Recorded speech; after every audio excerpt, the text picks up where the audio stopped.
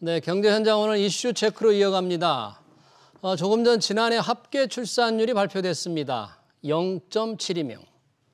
여성 1명이 평생 낳을 것으로 예상되는 출생아 수가 또다시 사상 최저로 떨어졌는데요. 분기별 출산율은 작년 4분기에 이미 0.65명으로 떨어졌습니다. 백약이 무효일 정도로 추락하는 출산율, 끌어올릴 해법은 있는지 송다영 인천대 사회복지학과 교수 모시고 자세한 얘기 들어보겠습니다. 교수님 어서 오십시오. 안녕하세요. 네, 합계 출산율 정말 절망적인 숫자가 또 발표됐습니다. 0.72명. 이거 좀 어떻게 보셨습니까? 네, 저희가 이제 작년에 0.78명이라고 얘기를 했는데 이제 지금 0.72명이 됐고요. 예. 이제 숫자로만 봐도 출생아 수가 23만 명입니다. 그래서 23만 또 작년 대비 한 7.7% 좀 떨어졌고요. 2023년 2년 대비. 네네. 네. 그리고 이제 합계 출산율이 0.7인데 이제 이 부분을 조금 더 이해하기 좋게 좀 설명을 해보자면 예.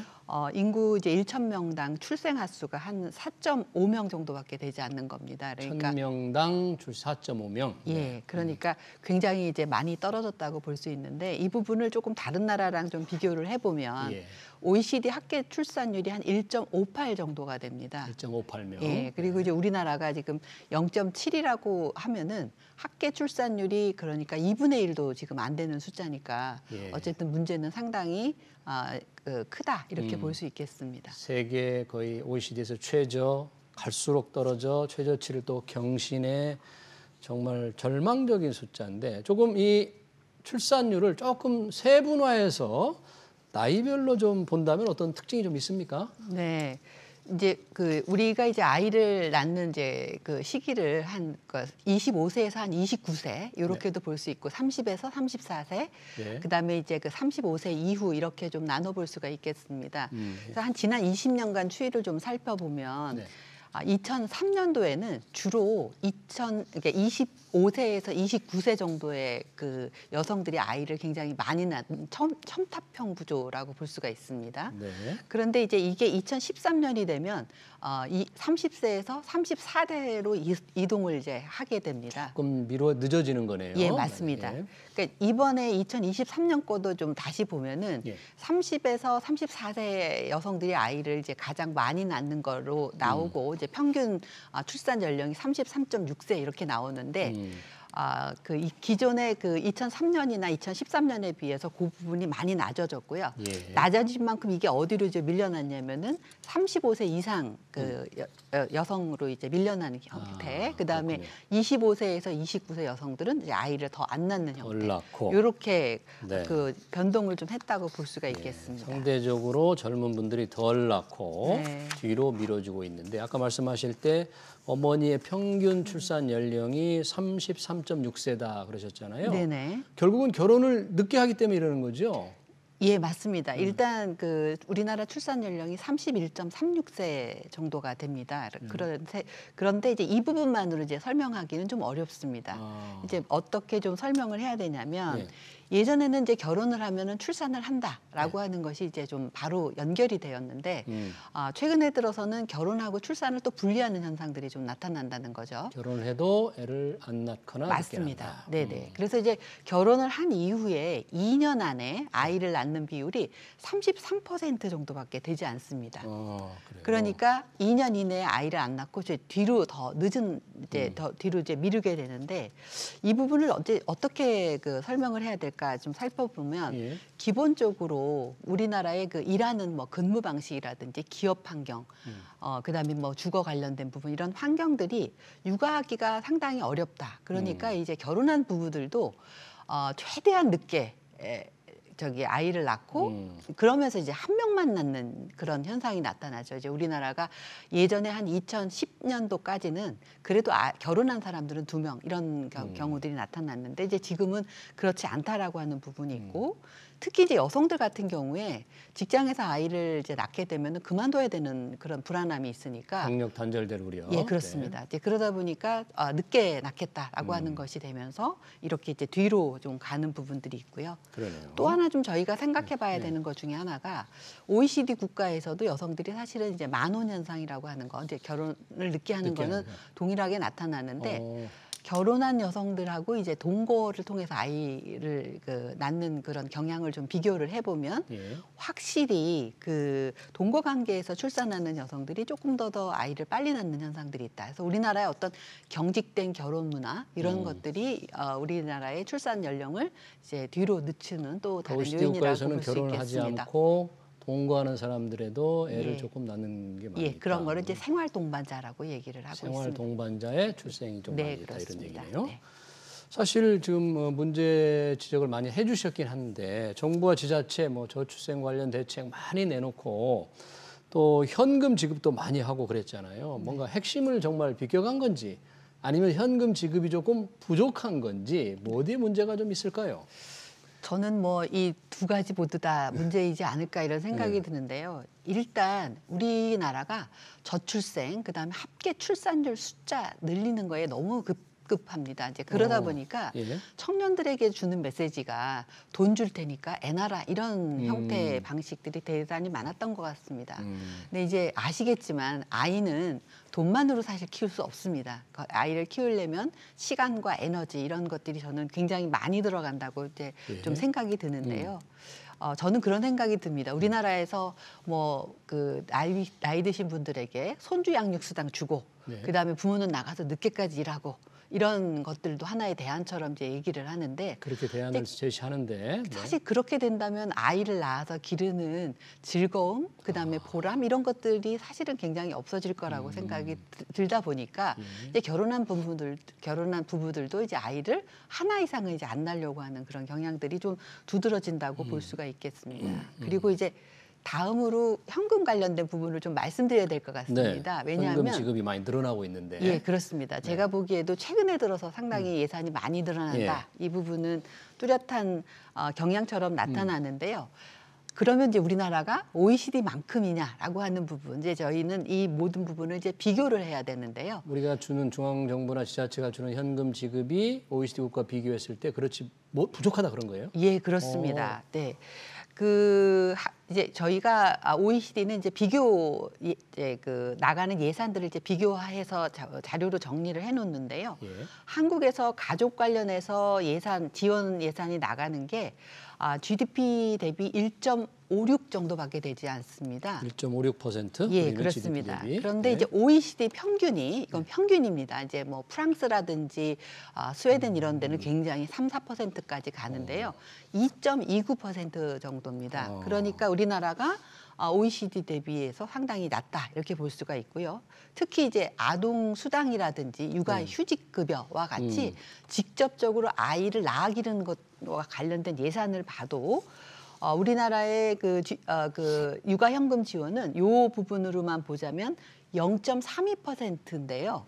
OECD는 1.12입니다. 그러니까 3분의 1 수준이다. 이렇게 얘기를 할 수가 있겠습니다. 예. 그래서 제가 보기에는 현금과 관련된 지원도 늘려야 하지만 그렇다고 그래서 이 부분만을 중심으로 가서는 안 된다고 생각이 들고 예. 가족 돌봄을 위한 인프라라든지 서비스 확충 이런 부분들이 좀 같이 가야 될 것 같고 상당히 어려운 문제라고들 그러네. 지적하지만 장시간 노동 이런 부분들이 같이 개선돼야 되지 않을까 이렇게 생각이 듭니다. 여러 가지가 좀 어우러져야 되는데 여튼 돈을 준다고 해서 애를 낳는 건 아니지만 그래도 돈 주는 거를 비교해보면 OECD 국가랑 비교해보면 그것조차도 상대적으로 우리가 적다. 네. 그런 거잖아요. 그렇습니다. 지금. 그래서 여러 가지가 좀 개선할 점이 많은데 그러다 보니까 정치권에서도 다양한 저출생 대책을 내놓고 있습니다. 잠깐 본다면 여당에서는 남성, 그러니까 아빠한테도 1개월 출산 휴가를 의무화하겠다. 이런 공약을 내놓았고요. 야당은 현금성 지원 늘리고 주거 지원도 공약했는데 이 여야가 내놓고 있는 저출생 대책은 어떻게 평가하세요, 그럼? 네, 제가 조금 전에도 좀 말씀을 드렸는데요.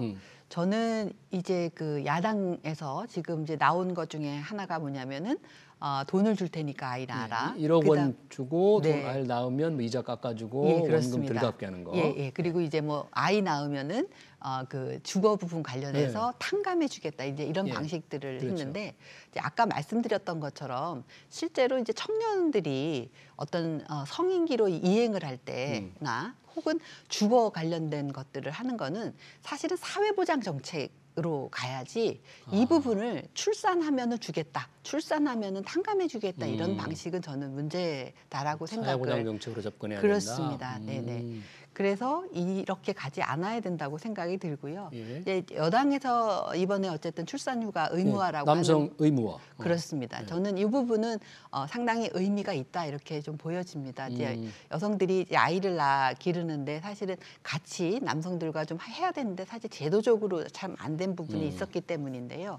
그런데 이제 이 부분이 이제 실질적이냐라고 하는 부분을 좀 더 고민을 해봐야 되는데 무슨 뜻인가요? 실질적이냐? 우리나라가 사실 출산휴가 도입되어 있습니다. 육아휴직도 도입되어 있습니다. 예. 그런데 문제는 쓰지 못하는 부분인데요. 현실이 그렇다. 그렇죠. 근데 이제 실제로 이런 부분들을 적용받는 그룹들이 있습니다. 아시는 것처럼 공무원이라든지 대기업에서는 이런 것들을 적용을 받고 있거든요. 누리고 있다, 활용을 하고 있다 이거죠. 그렇습니다. 네네. 그렇기 때문에 이 부분이 진짜 실질화되려면 적어도 이런 공무원이나 대기업과 같은 안정적 직종 이외에도 중소기업이라든지 자영업자들이 좀 포함되는 것을 이제 가야 되는데 이렇게 하려면 우리나라의 보험제도를 이제 육아휴직을 주게 되는 고용보험제도를 좀 개선해야 되는 문제도 있고요. 또 이번 정책이 좀 아쉬웠던 부분은 이제 재정 마련 어떻게 할 것인가가 같이 나와야 된다. 여당은 그 정도는 돼야 된다고 생각이 재정 문제? 그렇습니다. 네네. 그리고 또 중요한 부분이 이제 바로 기업 협력과 관련된 부분인데요. 예. 그래서 그런 부분들이 같이 갈 때 비로소 정말 실제로 우리가 이용할 수 있는 그런 제도가 되지 않을까 이렇게 생각이 듭니다. 그러니까 여당의 남성의 1개월 출산 휴가 의무화 바람직하지만 실제로 활용하지 못하는 중소기업들은 자영업자들한테까지 해주려면 그럼 이제 고용보험을 좀 확대를 고용보험 재정이 또 충분해야 될 거 아닙니까? 네네. 그런 부분까지 조금 확대가 되니까 갈 길은 좀 많네요. 네. 여야 모두 저출생 대책으로 인구부 같은 이 정부 부처 신설 얘기도 했습니다. 네네. 조금 서로 다르지만 네네. 이건 필요성을 어떻게 보십니까? 저는 사실은 이 부분에 대해서 상당히 회의적입니다. 회의적이에요? 그러니까 일단 우리나라가 그 저출산 고령사회 문제 관련해서는 주무부처가 그 보건복지부로 되어 있고요. 예. 그리고 그 대통령 직속기구로 저출산고령사회위원회가 지난 20년간 사실 활동을 해왔었습니다. 그런데 또 제대로 사실 잘 안 됐었는데 이제 신생부서가 생겨서 이 문제를 해결할 수 있을 만한 뭐 제일 큰 문제 재원이겠고 아마 전달 체계 이런 부분들이 이제 같이 문제가 될 거라고 생각을 하는데요. 일단 그 문제가 좀 있을 것 같고요. 그 다음에 정말로 우리 그 전 세계적으로 인구부 있는 나라가 있나요? 인구부는 네네. 인구부는 무슨 일을 해야지 되는 걸까요? 네. 저출생 고령화 그 위원회를 좀 다 받아가지고 뭔가 네네. 좀 적극적으로 밀어붙이는 일본 같은데 뭐 그런 거 없습니까? 혹시? 그렇지 않습니다. 어쨌든 그래요? 이 부분 관련해서 저는 일단 그 인구부와 관련해서는 좀 인구 문제는 좀 더 장기적으로 정말 청년들이 아이를 낳아서 기를 수 있겠구나라고 하는 자신감, 안도감 이런 것들을 만들 수 있는 사회 환경 개선이라고 하는 것이 사실 수반될 때 네. 이것이 돌아갈 수 있을 거라고 생각을 하기 때문에 예. 인구부가 왠지 신선한 답인 것 같지만 저는 큰 역할을 하지 못할 거다라고 생각을 합니다. 하기가 네. 어려울 것 같다. 그러면 몇 가지 지금 대책은 말씀을 해주셨는데 이 상황에서 교수님께서 보시기에 저출생 대책, 이 다른 나라와 좀 비교를 할 때 뭔가 좀 인구가 늘어난 나라도 좀 있을 거 아닙니까? 그런 네, 나라들과 그렇습니다. 비교해서 우리가 조금 빨리 해야 될 게 있다면 어떤 걸 들 수 있을까요? 제가 이제 우리 다른 나라에서 잘된 나라 이제 할 때 늘 나오는 국가가 이제 스웨덴입니다. 그런데 이제 스웨덴, 스웨덴이란 나라는 이제 규모가 좀 작고요. 네. 조금 더 우리나라랑 좀 비슷한 규모라고 생각되는 곳이 이제 독일입니다. 독일이 남자는 일하고 여자는 집에서 아이 키워야 된다라고 하는 어떤 보수주의 기조, 그러니까 우리나라랑 좀 상당히 비슷한 기조를 가졌는데요. 2000년대를 시발점으로 해서 2010년도 이후로 상당히 여성들도 일하고 그다음에 특히 일가정 양립을 지원하는 그런 제도들을 적극적으로 도입하게 됩니다. 그러면서 그 효과가 나타나서 지금 독일 같은 경우가요. 옛날에는 상당히 저출산 국가였는데 지금 1.58까지 이제 좀 회복을 했고요. 올라갔습니까, 이렇게? 네, 그렇습니다. 네. 그다음에 이제 우리나라랑 비슷하게 일본도 이런 여성이 일하는 것에 대해서 상당히 좀 회의적인 그런 국가이지 않습니까? 그리고 좀 경직된 노동 문화를 갖고 있는 곳인데요. 여기도 우리나라보다 10년 먼저 저출산 문제를 적으로 대책을 모색해야 된다라고 하는 것들을 선언을 했고 그때 이제 저출산 사회 대책 기본법이라는 걸 만듭니다. 그런데 우리나라랑 비교해서 하나 아주 독특한 점이 있는데 뭔가요? 제5조에 기업의 책무라고 하는 부분들을 집어넣습니다. 일본의 기업의 책무 어떤 내용이에요? 그렇습니다. 이제 일본이 이제 상당히 장시간 노동을 해야지 되고요. 굉장히 위계적이다 보니까 여성들이 이제 아이를 가지면 이제 그 경력 단절을 하는 경향들이 이제 굉장히 많아졌고요. 그래서 이것들을 해결할 수 있는 방법은 아시는 것처럼 이제 일가정 양립과 관련된 부분입니다. 아이를 낳을 때는 휴직, 아이를 낳고 나서는 그 근무 유연제와 같은 그런 제도 도입 이런 것들이 필요한데 이 부분은 사실 기업이 협력하지 않으면 이루어지지 않습니다. 그런데 이제 일본이 우리나라랑 비슷하게 그 부분이 제대로 되지 않았고요.